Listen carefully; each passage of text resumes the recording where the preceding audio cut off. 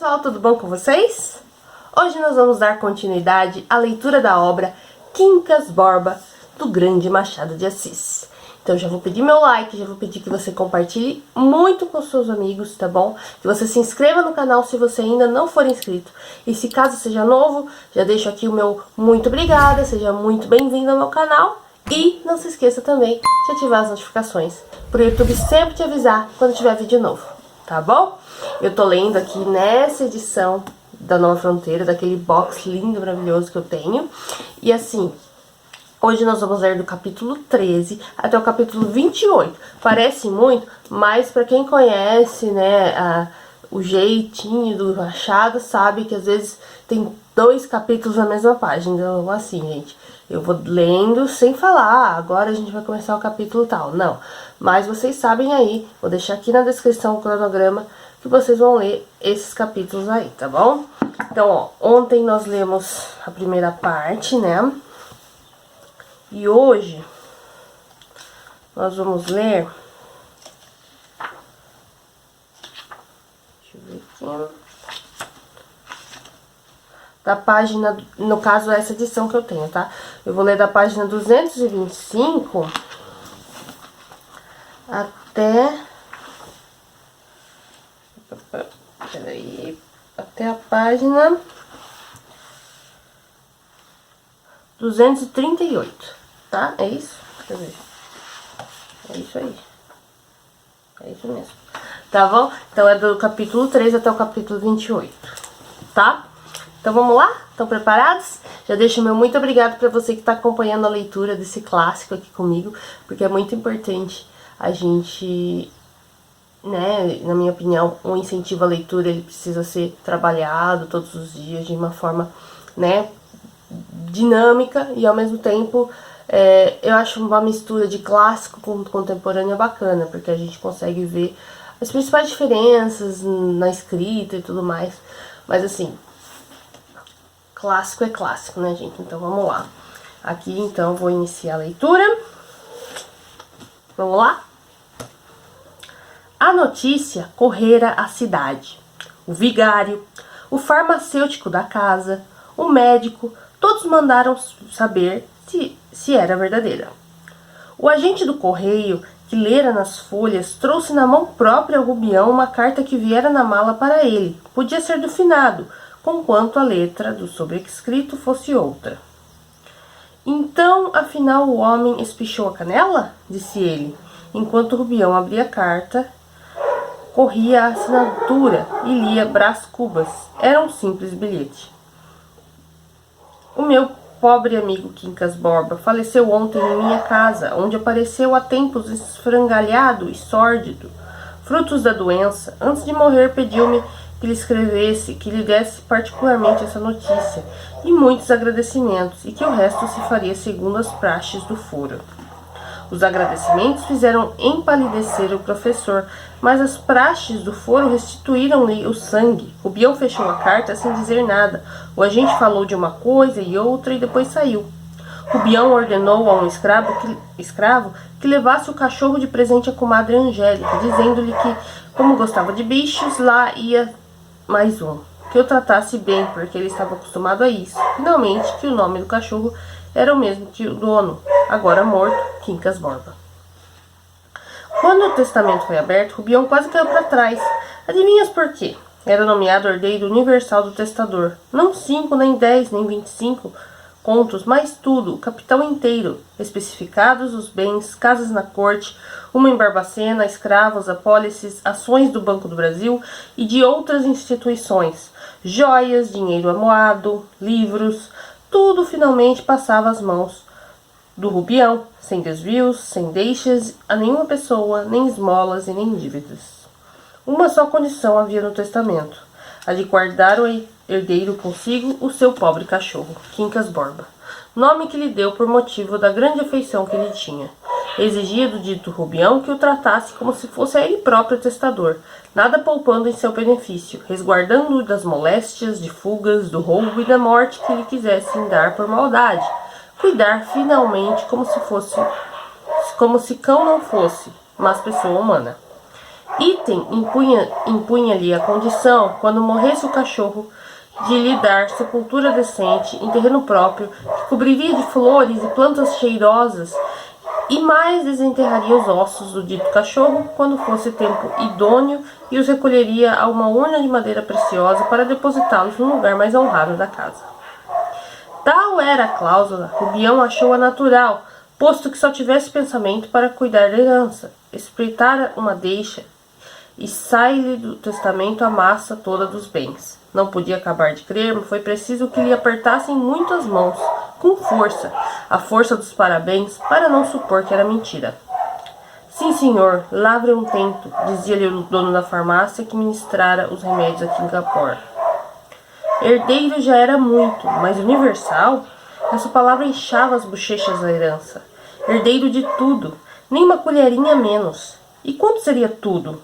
E ia pensando. Casas, apólices, ações, escravos, roupa, louça, alguns quadros, que ele teria na corte, porque era homem de muito bom gosto. Tratava de coisas de arte com grande saber. E livros? Devia ter muitos livros, citava muitos deles. Mas enquanto andaria tudo? 100 contos? Talvez 200? Era possível 300? Mesmo não havia que admirar. 300 contos, 300. E o Rubião tinha ímpetos de dançar na rua. Depois aquietava-se. 200 que fossem, ou 100, era um sonho que Deus, Nosso Senhor, lhe dava. Mas um sonho cumprido, para não acabar mais. A lembrança do cachorro pôde tomar pé no torvalinho de pensamentos que iam pela cabeça do nosso homem. Rubião achava que a cláusula era natural, mas desnecessária, porque ele e o cão eram dois amigos, e nada mais certo que ficarem juntos para recordar o terceiro amigo, o extinto, o autor da felicidade de ambos. Havia, sem dúvidas, umas particularidades na cláusula, uma história de urna, não sabia que mais, mas tudo se havia de cumprir, ainda que o céu viesse abaixo. Não, com a ajuda de Deus, emendava ele, bom cachorro, excelente cachorro. Rubião não esquecia que muitas vezes tentara enriquecer com empresas que morreram em flor. Supõe-se naquele tempo um desgraçado, um caipora, quando a verdade era que mais vale quem Deus ajuda do que quem cedo madruga. Tanto não era impossível enriquecer que estava rico. Impossível o quê? Exclamou em voz alta. Impossível é a Deus pecar. Deus não falta quem promete. E assim descendo e subindo as ruas da cidade, sem guiar para casa, sem plano, com o sangue aos pulos, e de repente surgiu-lhe este grave problema. Se iria viver no Rio de Janeiro, ou se ficaria em Barbacena. Sentia cócegas de ficar, de brilhar onde escurecia, de quebrar a castanha na boca aos que antes faziam pouco caso dele, e principalmente aos que se riram da amizade do Quincas Borba. Mas logo depois vinha a imagem do Rio de Janeiro, que ele conhecia, com os seus feitiços, movimento, teatros em toda parte, moças bonitas, vestidas à francesa. Resolveu que era melhor, podia subir muitas e muitas vezes à cidade natal. Quincas Borba, Quincas Borba, Quincas Borba, bradou entrando em casa. Nada de cachorro. Só então é que ele se lembrou de havê-lo mandado dar a comadre Angélica. Correu à casa da comadre, que era distante, e de caminho acudiram-lhe todas as ideias feias, algumas extraordinárias. Uma ideia feia é que o cão tivesse fugido. Outra extraordinária é que algum inimigo, sabedor da cláusula e do presente, fosse ter com a comadre, roubasse o cachorro e o escondesse ou matasse. E, nesse caso, a herança passou-lhe uma nuvem pelos olhos e depois começou a ver mais claro. Não conheço negócios da justiça, pensava ele, mas parece que não tenho nada com isso. A cláusula supõe um convívio ou em uma casa, mas se ele fugir ou morrer, não se há de inventar um cão, logo a intenção principal. Mas são capazes de fazer chicana aos meus inimigos? Não cumprida a cláusula. Aqui a testa e as costas das mãos do nosso amigo ficaram em água. Outra nuvem pelos olhos, e o coração batia-lhe muito rápido. A cláusula começava a parecer-lhe extravagante. O Bião pegava-se com os santos, prometia missas, 10 missas, mas lá estava a casa da comadre. O Bião picou o passo. Viu alguém? Era ela? Era ela, encostada à porta e rindo. Que figura que o senhor vem fazendo, meu compadre? Meio tonto, jogando com os braços. Sim, a comadre, o cachorro, perguntou Rubião com indiferença, mais pálido. Entre e abanque-se, respondeu ela. Que cachorro? Que cachorro? Tornou Rubião cada vez mais pálido. O que lhe mandei. Pois não se lembra que lhe mandei um cachorro para ficar aqui alguns dias, descansando e ver se, em suma, um animal de muita estimação, não é meu, veio para... Mas não se lembra? Ah, não me fale desse bicho, respondeu ela, precipitando as palavras. Era pequena, tremia por qualquer coisa, e quando se apaixonava, engrossavam-lhe as veias do pescoço. Repetiu que não lhe falasse do bicho, mas que ele lhe fez, sim, a comadre. Que me fez? Que é que me faria o pobre animal? Não come nada, não bebe, chora, que parece gente, e anda só com o olho para fora, a ver se foge. Rubião expirou e ela continuou a dizer os enfadamentos do cachorro. Ele, ansioso, queria vê-lo. Está lá no fundo, no cercado grande. Está sozinho para que os outros não bulam com ele. Mas o compadre vem buscá-lo? Não foi isso que me disseram. Pareceu-me ouvir que era para mim, que era dado. Daria 5 ou 6 se pudesse, respondeu Rubião. Esse não posso, sou apenas depositário. Mas deixe estar, prometo-lhe um filho. Creio que o recado veio torto. Rubião ia andando, a comadre, em vez de o guiar, acompanhava-o. Lá estava o cão, dentro do cercado, deitado à distância de um alguidar de comida. Cães, aves saltavam de todos os lados, cá fora. A um lado havia um galinheiro, mais longe, porcos. Mais longe ainda, uma vaca deitada, sonolenta, com 2 galinhas ao pé, que lhe bicavam a barriga, arrancando o carrapato. Olhe meu pavão, dizia a comadre. Mas Rubião tinha os olhos no Quincas Borba, que farejava impaciente, e que se atirou para ele logo que um moleque abriu a porta do cercado. Foi uma cena de delírio. O cachorro pagava as carícias do Rubião, latindo, pulando, beijando-lhe as mãos. Meu Deus, que amizade! Não imagina, assim, a comadre. Adeus, prometo-lhe um filho. Rubião e o cachorro, entrando em casa, ouviram a pessoa e as vozes do finado amigo. Enquanto o cachorro farejava por toda parte, Rubião foi sentar-se à cadeira onde estivera quando Quincas Borba referiu a morte da avó com explicações científicas. A memória dele recompôs ainda que de embrulho e esgarçadamente os argumentos do filósofo. Pela primeira vez, atentou bem na alegoria das tribos famintas e compreendeu a conclusão. Ao vencedor, as batatas. Ouviu distintamente a voz roufenha do finado expor a situação das tribos, a luta e a razão da luta, o extermínio de uma e a vitória da outra, e murmurou baixinho, ao vencedor, as batatas. Tão simples, tão claro. Olhou para as calças de brim surrado e o rodaque cerzido e notou que até há pouco fora, por assim dizer, um exterminado, uma bolha, mas que ora não, era um vencedor. Não havia dúvida, as batatas fizeram-lhe para a tribo que elimina a outra, a fim de transpor a montanha e ir às batatas do outro lado, justamente o seu caso. Ia descer-lhe Barbacena para arrancar e comer as batatas da capital. Cumpria-lhe ser duro e implacável, era poderoso e forte, e levantando-se de golpe, alvoroçado, ergueu os braços, exclamando: ao vencedor as batatas. Gostava da fórmula, achava-a engenhosa, compendiosa e eloquente, além de verdadeira e profunda. Ideou as batatas em suas várias formas, classificou-as pelo sabor, pelo aspecto, pelo poder nutritivo, fartou-se de antemão do banquete da vida. Era tempo de acabar com as raízes pobres e secas, que apenas enganavam o estômago, triste comida de longos anos, agora o farto, o sólido, o perpétuo, comer até morrer, e morrer em colchas de seda, que é melhor que trapos. E voltava a afirmação de ser duro e implacável, e a fórmula da alegoria. Chegou a compor de cabeça um sinete para seu uso, com este lema: ao vencedor, as batatas. Esqueceu o projeto do sinete, mas a fórmula viveu no espírito de Rubião por alguns dias. Ao vencedor, as batatas. Não a compreenderia antes do testamento. Ao contrário, vimos que a achou obscura e sem explicação. Tão certo é que a paisagem depende do ponto de vista, e que o melhor modo de apreciar o chicote é ter-lhe o cabo na mão. Não esqueça dizer que Rubião Tornou assim mandar dizer uma missa por alma no finado, embora soubesse ou presentisse que ele não era católico. Quincas Borba não dizia polícias a respeito de padres, nem desconceituava doutrinas católicas, mas não falava nem da igreja e nem dos seus servos.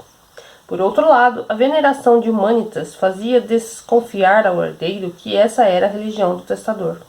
Não obstante, mandou dizer a missa, considerando que não era ato de vontade do morto, mas prece de vivos. Considerou mais que seria um escândalo da cidade se ele, nomeado herdeiro pelo defunto, deixasse de dar ao seu protetor os sufrágios que não se negam aos mais miseráveis e ávaros deste mundo. Se algumas pessoas deixaram de comparecer para não assistir à glória de Rubião, muitas outras foram, e não da ralé, as quais viram a compunção verdadeira do antigo mestre de meninos.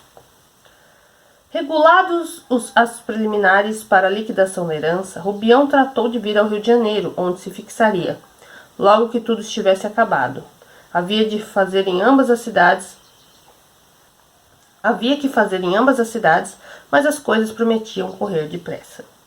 Na estação de Vassouras, entraram no trem Sofia e o marido, Cristiano de Almeida e Palha. Este era um rapagão de 32 anos e ela ia entre 27 e 28. Vieram sentar-se nos 2 bancos fronteiros ao do Rubião. Acomodaram as cestinhas e embrulhos de lembranças que traziam de Vassouras, onde tinham ido passar uma semana. Abotoaram o guarda-pó, trocaram algumas palavras, baixo. Depois que o trem continuou a andar, foi que o Palha reparou na pessoa de Rubião, cujo rosto, entre tanta gente carrancuda ou aborrecida, era o único plácido e satisfeito. Cristiano foi o primeiro que travou conversa, dizendo-lhe que as viagens de estrada de ferro cansavam muito, ao que Rubião respondeu que sim, para quem estava acostumado à costa de burro. Acrescentou, a estrada de ferro cansava e não tinha graça, não se podia negar, porém era um progresso. De certo, concordou Palha, progresso e grande. O senhor é lavrador? Não, senhor. Mora na cidade? De Vassouras? Não, viemos aqui passar uma semana. Moro mesmo na corte. Não teria jeito para lavrador, conquanto ache que é uma posição boa e honrada. Da lavoura passaram ao gado, à escravatura e à política. Cristiano Palha maldisse o governo, que introduzira na fala do trono uma palavra relativa à propriedade servil, mas com grande espanto seu. Rubião não acudiu à indignação. Era plano desse vender os escravos que o testador lhe deixara, exceto um pajem. Se alguma coisa perdesse, o resto da herança cobriria o desfalque. Demais, a fala do trono, que ele também lera, mandava respeitar a propriedade atual, que lhe importavam escravos futuros, se os não compraria?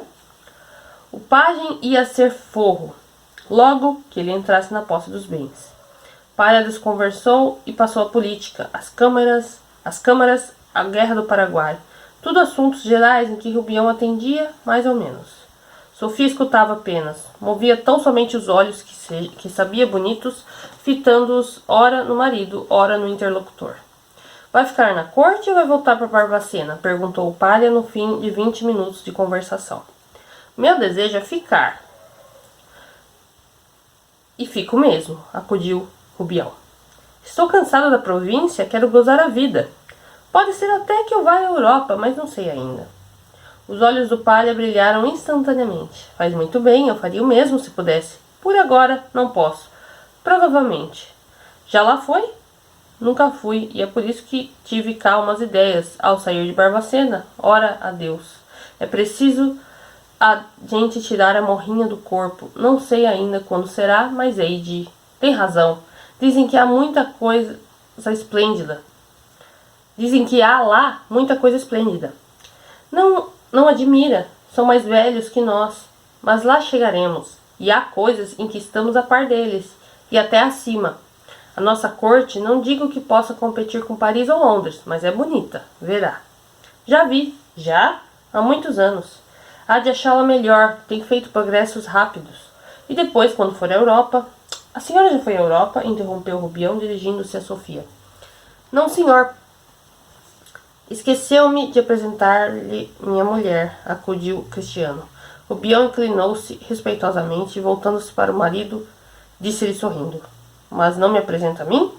Palha sorriu também, estendeu que nenhum deles sabia o nome um do outro, e deu-se à pressa em dizer o seu: Cristiano de Almeida e Palha.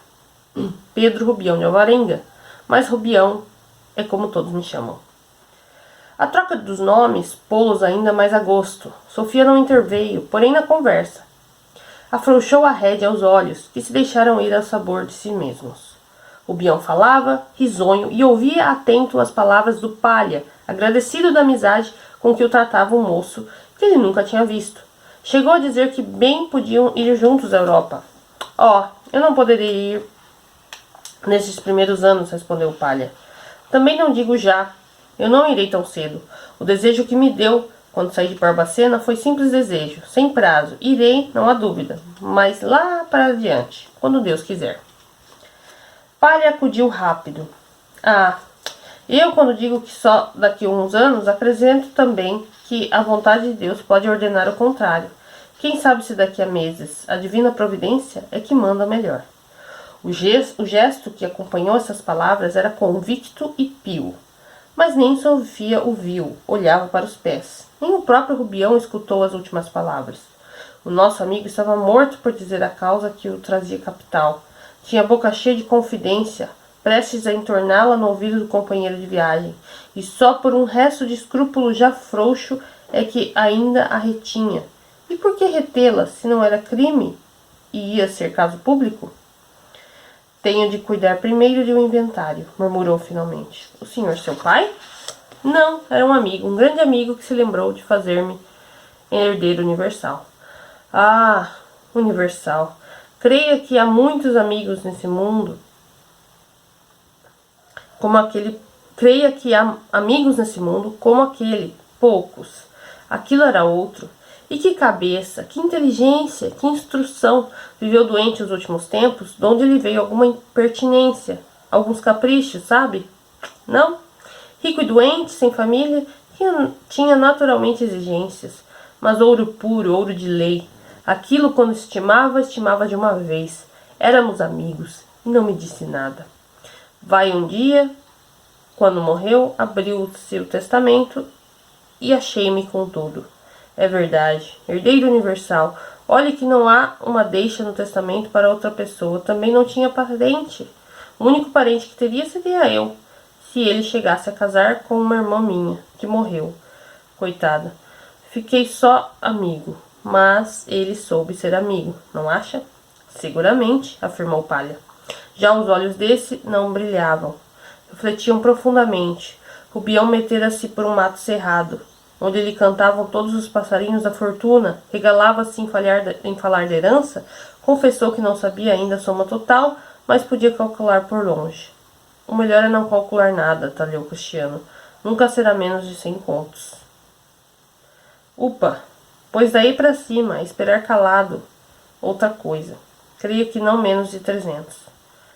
Outra coisa, não repita o seu caso a pessoas estranhas. Agradeço-lhe a confiança que lhe mereci, mas não se exponha ao primeiro encontro. Discrição e caras serviçais nem sempre andam juntas.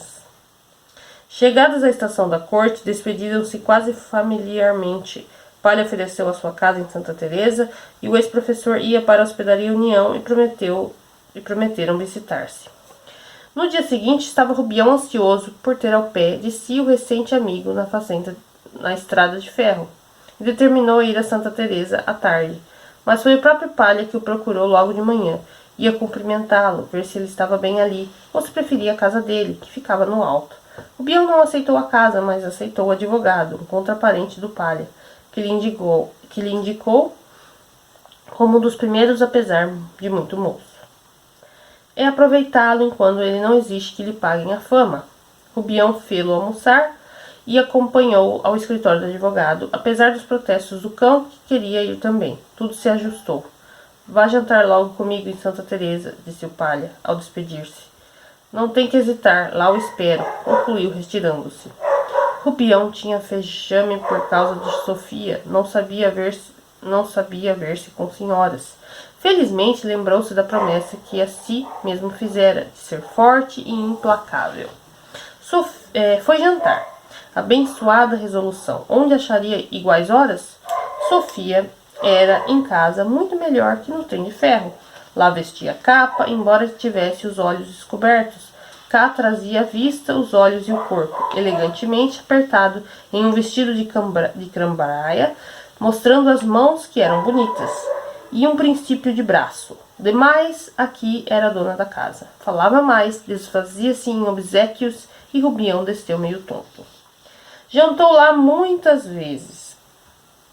Era tímido e acanhado. A frequência atenuou a impressão dos primeiros dias, mas trazia sempre guardado e mal guardado certo fogo particular que ele não podia extinguir, enquanto durou o inventário, e principalmente a denúncia dada por alguém contra o testamento, alegando que o Quincas Borba, por manifesta demência, não podia testar.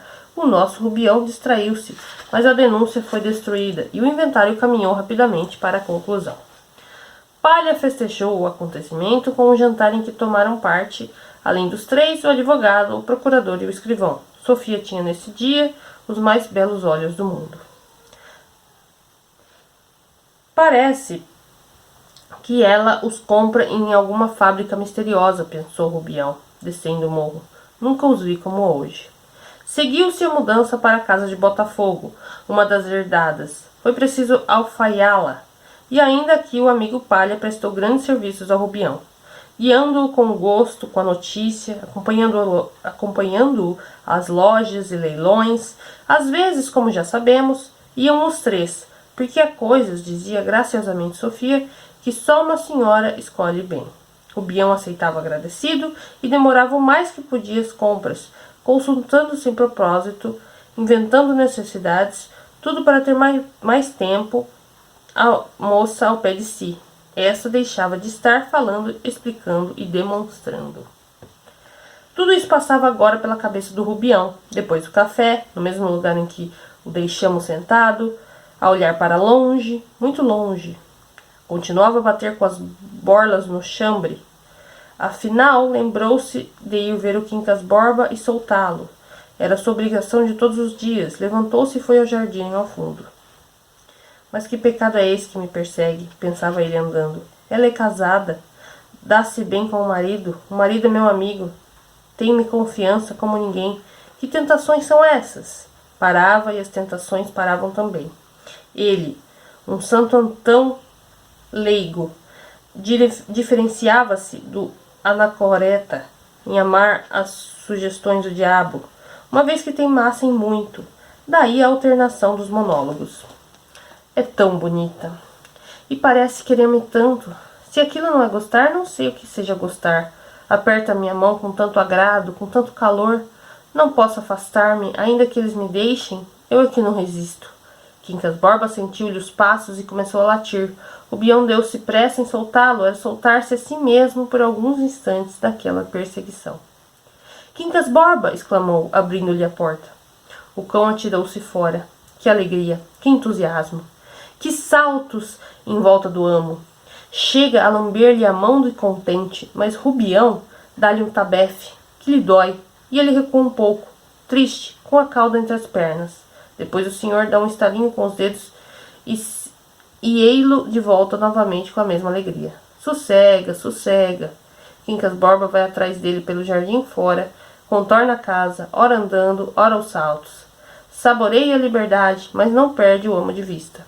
Aqui fareja, ali para coçar uma orelha, acolá cata uma pulga na barriga, mas de um salto galga o espaço e o tempo perdido e cose-se outra vez com os calcanhares do senhor. Parece-lhe que Rubião não pensa em outra coisa, que anda agora de um lado para o outro, unicamente para fazê-lo andar também, e recuperar o tempo em que esteve retido. Quando Rubião estaca, ele olha para cima, à espera, naturalmente, cuida dele. É algum projeto, saírem juntos, ou coisa assim, agradável. Não lhe lembra nunca a possibilidade de um pontapé ou de um tabefe, tem o sentimento da confiança, e muito curta a memória das pancadas. Ao contrário, os afagos ficam-lhe impressos e fixos, por mais distraídos que sejam. Gosta de ser amado. Contenta-se de crer o que é. A vida ali não é completamente boa nem completamente má. Há um moleque que o lava todos os dias em água fria, usança do diabo, a que ele não se acostuma. Jean, o cozinheiro, gosta do cão, o criado espanhol não gosta nada. O Bião passa muitas horas fora de casa, mas não o trata mal, e consente que vá acima, que assista ao almoço e ao jantar, que o acompanhe à sala ou ao gabinete. Brinca às vezes com ele, fala-o pular.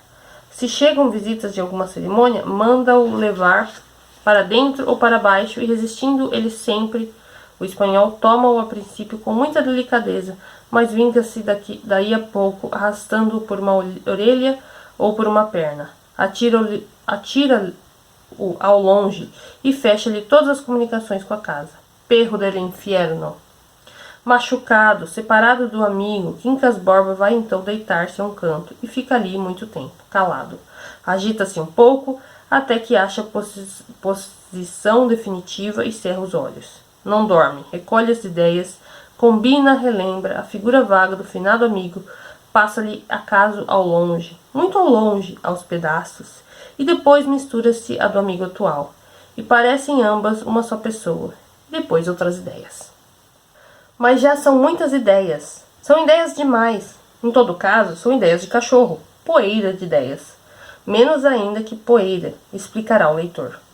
Mas a verdade é que esse olho que se abre de quando em quando para fixar o espaço, tão expressivamente parece traduzir alguma coisa que brilha lá dentro, lá muito ao fundo de outra coisa que não sei como diga, para exprimir uma parte canina que não é a cauda nem as orelhas, pobre língua humana.